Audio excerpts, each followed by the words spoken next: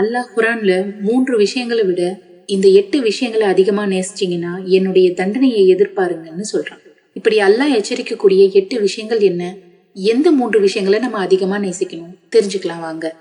அல்லாஹ் சொல்றான், உங்களோட பெற்றோர், குழந்தை, உடன்பிறப்பு, வாழ்க்கை துணை, உறவினர், பணம், வியாபாரம், வீடு, இந்த எல்லா விஷயங்களையும் விட அல்லாவையும் அவனுடைய தூதரையும் இறைவனுடைய பாதையில போர் செய்யறதும் உங்களுக்கு விருப்பமானதா இல்லைன்னா இறைவனுடைய தண்டனையை எதிர்பார்த்து காத்திருங்கன்னு அல்லாஹ் சொல்றான். அல்லாஹ்வுடைய இந்த எச்சரிக்கை நம்மளுக்கு என்ன உணர்த்துது?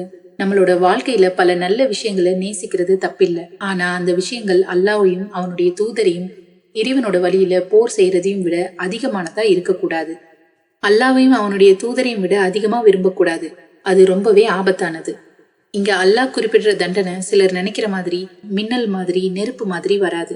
அல்லாஹ்வுடைய ரொம்ப மோசமான தண்டனை என்னன்னு உங்களுக்கு தெரியுமா? அல்லாஹ்வுடைய நெருக்கத்திலிருந்து விலகிறது தான்.